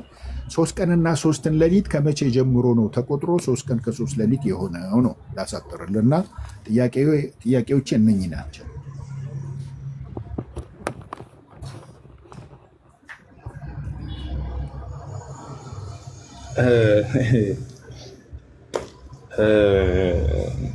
ያው ምናልባት አጥንቼ ምናልባት ከቻልኩኝ እንጂ ምንም ልል አልችልም። ቦታውን ግን አይተዋል አይደል? ቦታውን ግን አይተዋል። በትክክል በመጽሐፉ መሰረት ነው ጥያቄን ያቀረብኩልና እንዳልከው ይኸውና አንድ ወቅት እንገናኛለን እንደ ጌታ አላህ መልካም ፈቃድ እዚሁ እህታችን አሲያ ቤት ነው።